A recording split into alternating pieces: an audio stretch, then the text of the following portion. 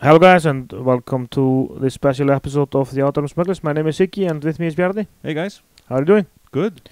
So we're gonna cover in this episode the new FAQ that came out and tournament rules that came out only yesterday. Yeah. Some people are crying about it. Some people are, people aren't. Some people are very joyful. So let's check out first the Phantom. Decloak reference card. This card should read: at the start of the activation phase, after players have resolved all other abilities that trigger at the start of the activation phase, each ship that may spend a cloak token to decloak, starting with the ship with the lowest pilot skill, using initiative to break ties. So, with the old rules, each player would select a tile in secret. Nothing changes there. And then, because the aiming there is presumably a prototype pilot, he will move first. And he would just move his normal move, and he can take his actions over there. After that, the Phantom gets a chance to decloak, and since he has a heart left on his tile, he decloaks to the right and then does his maneuver. This is the old way of doing this, and it was perfectly acceptable yesterday. Until recently, the new version. Yes. And now we're gonna see how it will happen with the new rule. Nothing changes on the dials. They are still you still do them in secret and place them by your ships. Yeah. And then the first thing that happens is the Phantom decloaks, and you can already see me here about to move the aiming, because that's what we are used to do. But in this case, the Phantom decloaks first, and then everything happens in the same order as before. So next up is the aiming with his 3 bank.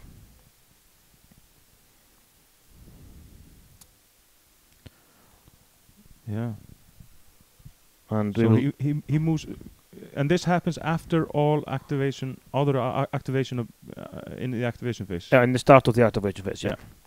So here's his move, and because the Phantom has already decloaked, this guy here can probably read that a hard one is coming, so he can boost out of the way, and this is the difference.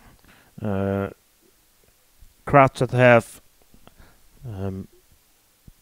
what do you call it, ways to modify their move maneuvers after they reveal their tiles, like boost and barrel roll, they can get out of the way. But the Phantom also has a way to do that. So yeah, Phantom gets himself back into he can arc. get him back into arc, and he has got range one shot on and so. But if the prototype pilot would have done a barrel roll instead of... Yeah, of course they don't have barrel roll, but let's imagine it's a ship with a barrel roll, Eving or such.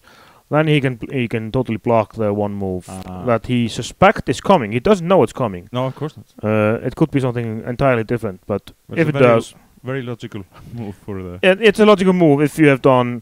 But people will be forced to do some mind tricks. Yeah, not to the automatic one heart. Brings in some more variants of what you can do. Yeah, it makes the. I think this is exactly what is happening when you have a Phantom game. You know that the Phantom is going to be just rotating around you. Yeah, and he's going to be doing certain things. But now you have a way to sort of avoid it. Yeah. And here Bjarni is showing us that. With the old rules, the aiming would have been blocked, but in this case, you can move into the vacated space. Yeah. And so the Phantom would move. Yeah. Yeah, and also the Phantom can, let's say, he chooses a 3K turn, not the most popular thing on a Phantom, but he gets to move decloak before the aiming moves, so that's a good thing sometimes. So he moves, and now we again start to do the order of the pilot skill, and so the aiming moves essentially over the Phantom, and the Phantom does the Caton there. Yeah. It's not the best example, but it shows that doing the decloak before everyone else moves, it has advantages, and Yeah. and like we're showing here, he could possibly block a ship and then block a ship again after he moves if it's a low PS Phantom. So he will decloak, be in the way of the and then low pilot skill. And probably move at PS3 if it's a low PS Phantom, and then bump again. I think this is a way that we're going to be seeing the Phantoms doing something else. They're going to be people might use the lower pilot skill versions now. Here we are thinking about the Phantom has only one decloak option available. This was before, so it's easily blocked by the aiming, but this turns around now, and the Phantom can decloak to block the Y-wing, the A-wing, and then do its stuff. So people are talking about a nerf, and it is a nerf, but I don't think it is as strong of a nerf as some people think. And here is the final thing, that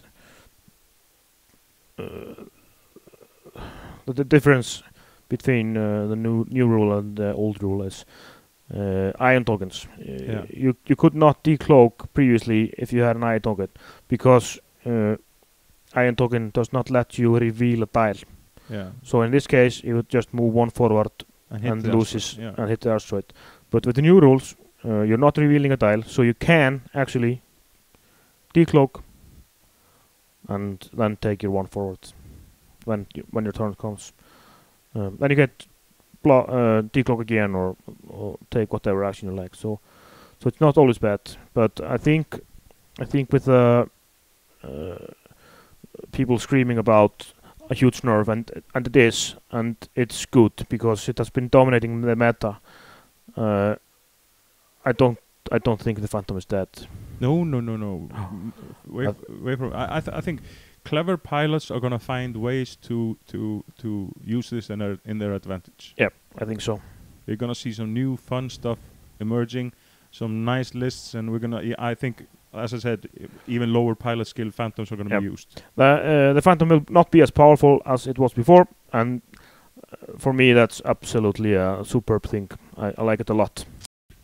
The next thing we're gonna cover, I'm gonna read here for you: touching and stationary maneuvers. If a model begins its activation touching another ship and executes a stop maneuver, or executes a maneuver that does move the ship away, the ships are considered touching. Ships that are touching remain touching until either ship moves away, so that the bases are no longer physically adjacent.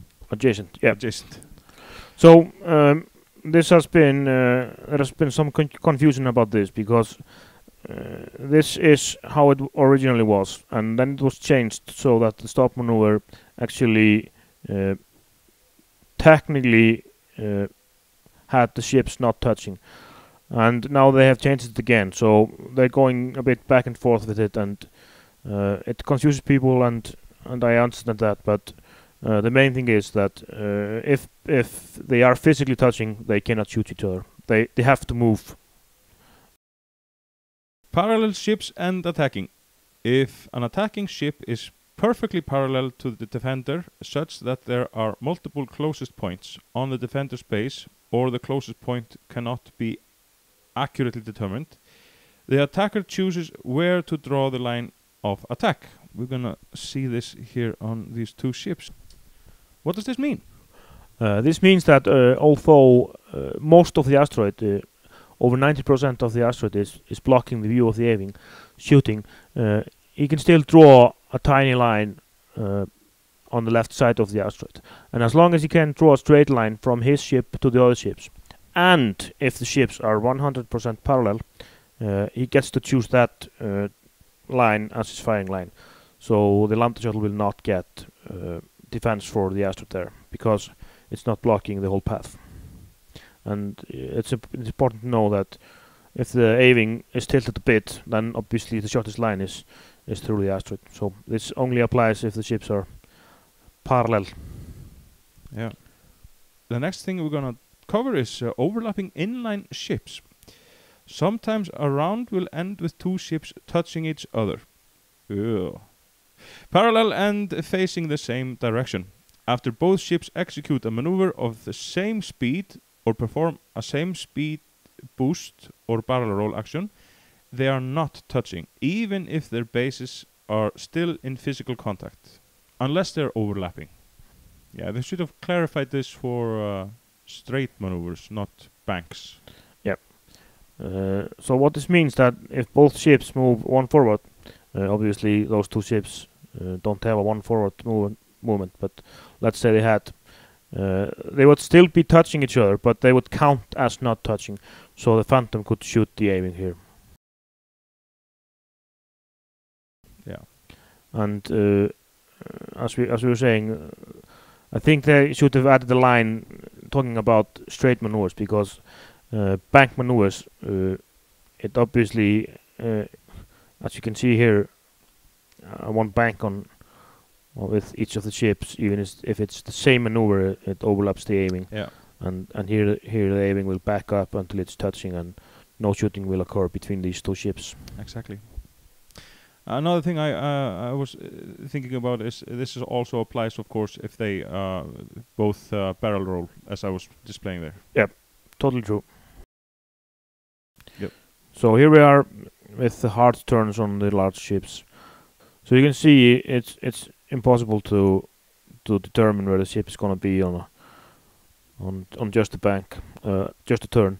So what FFG has done is they've used what people have been doing on Vassal for a while, and that is placing a straight template right next to the turn template, and the ship is gonna be like this. It's gonna have its nubs on both the straight and the bank and the turn maneuver. Yeah. So it's easier to line up the ship, because otherwise it's impossible to determine how much of a turn the ship would get before bumping. And of course, with a small base ship, you can just remove the two, because the base is small enough to take the turn as it is. Yeah. So we didn't just have a new FAQ, we also had a tournament rule update. And the tournament rules now state that selecting obstacles like asteroids and debris fields is now a part of your squad building. So when you build a squad, you pick your 3 asteroids or debris fields, and you will play this for the entire tournament. Okay. And so if I bring this squad and my asteroids, and Bjarni will bring his own squad and his asteroids, and in this case that it's 2 debris fields and an asteroid, you'll play with that. And note that both of us bring the big rock. That's no problem. Mine have to be unique to each other, and his has to be unique. All the asteroids are then put in the pool, and we will lay them down according to the normal rules. And there's nothing to say that I will have to place the debris fields and asteroid I took. I can place Bjarni's, and Bjarni can place mine. So this is the pool that you have to use, and it doesn't matter who brings what to the table. Okay.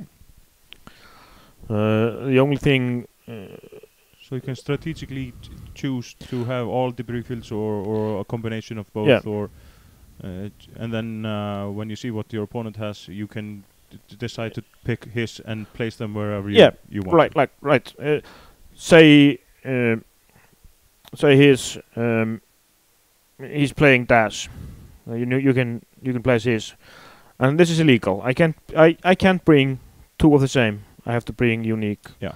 But yeah, if I'm playing a swarm and I bring 3 small asteroids. Yep. And you are playing something else, and you bring 3 large ones. Yeah. Not the large, but 2 large debris fields, and then I could be placing yours and you could be placing mine, yeah. depending on how it is. So